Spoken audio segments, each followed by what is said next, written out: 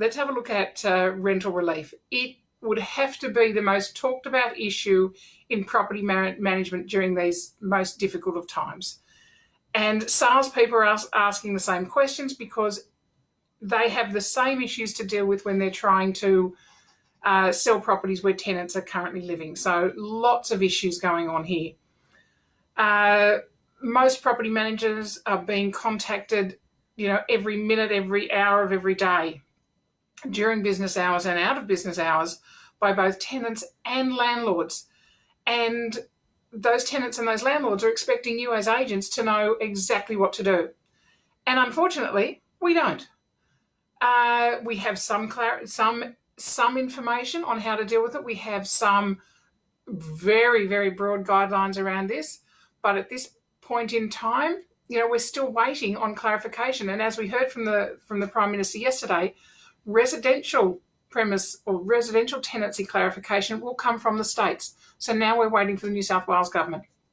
So we just need to stop, because at this point in time, that guidance is not there for us to be giving absolutely points of total clarity and perfect answers to our tenants or to our landlords.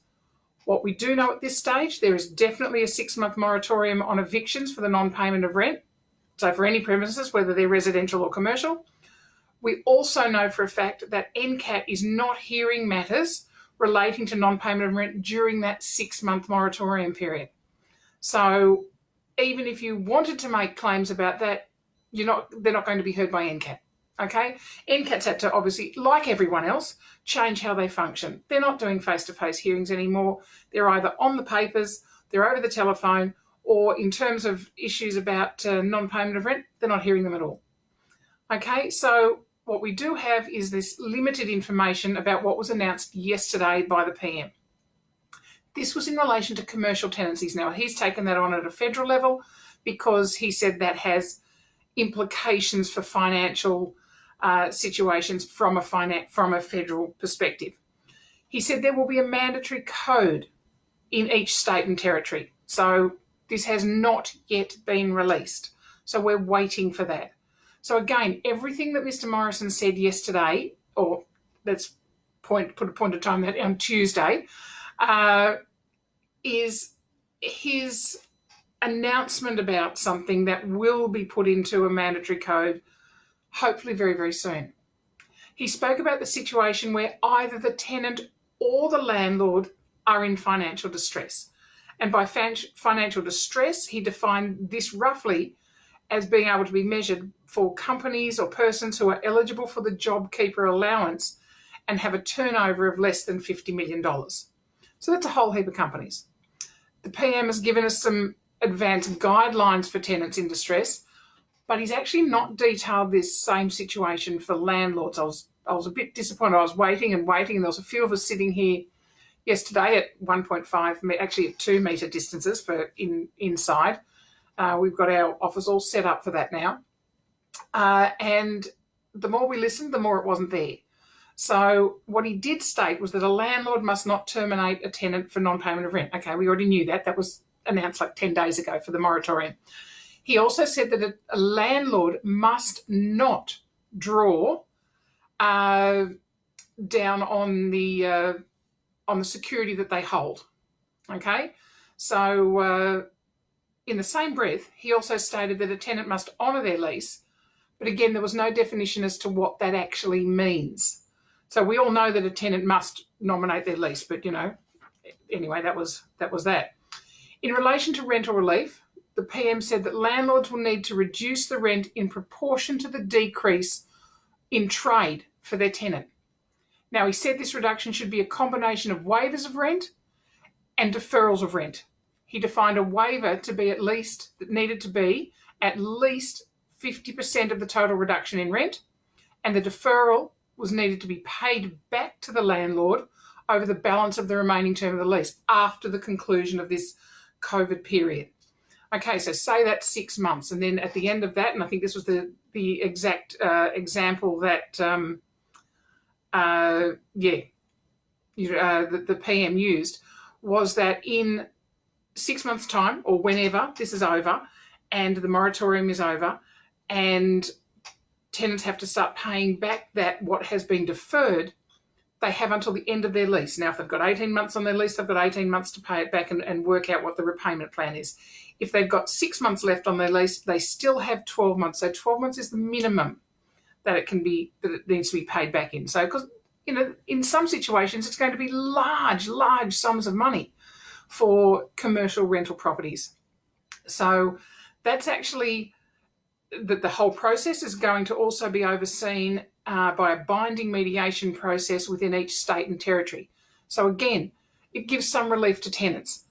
Again, we haven't heard what's happening from the landlord perspective, who a landlord might be in distress. And remember, this is just what was announced. It is not yet in those mandatory codes that are yet to come. So yes, we're still waiting and waiting and waiting. And so far, nothing is really assisting us in terms of residential tenancies. Again, we've got the moratorium for 6 months. And, I bumped into somebody not literally bumped into them, we were at distance this morning in the arcade underneath our building here in Town Hall. And he asked me a couple of questions about, obviously residential tenancies. And he's saying, can't we cut off the water? Can't we do this? Can't we do that? And I'm just going, no, you can't. So it's the normal rules of how you run a tenancy. You can't do that. And he was talking about residential tenancies. He's saying, I know we can't, terminate them or evict them because of non-payment of rent, but if they're not paying not 1 cent of rent, what do we do? And yeah, that is a good question. What do you do? But again, we need to wait on some guidelines around that. And there needs to be, obviously, the discussions need to be had, because the tenant has entered into an agreement. And that agreement, is a binding agreement about that they need to pay their rent. So somewhere down the track, they're going to have to pay that rent. So it's about, and then there's a whole range of different checklists out at the moment of what information you actually need to get from a tenant to actually prove that they are suffering financial distress. So what we recommend, in terms, because some of this will have impacts on landlord insurance, and that's going to be different from policy to policy, and then for landlords, it's how they then negotiate with their banks. So we need all of that guidance, and we need the evidence around that. So what we're recommending to you as agents at this point in time is commence your discussions between, let's look at just the commercial, because we've got a little bit more information on that. Commence your discussions between your commercial tenants and your commercial landlords. So start talking to them about that in relation to the financial position of both parties. You're stuck in the middle of this. So do what you do best as agents and negotiate and conciliate. These are your strengths in terms of being an agent. Get out there and use your skills. And because until we have access to this mandatory code that's coming, we won't know what type of information is required for the financial distress, how to calculate the outcome, or how to, go down that path. However, you are at the centre of this issue. And you need to use your skills, and you need to reach some agreement for right now, and perhaps say, this is what we'll do this week, because things are changing daily. It may even be, start going on a weekly basis. So guys, don't know that I've given you any great advancement of information on that point, just that we have got a little bit of information and we are truly waiting for some more. So when people start saying to you, we don't have to do this and we don't have to do that, remember what we've been told is just about commercial, not about residential.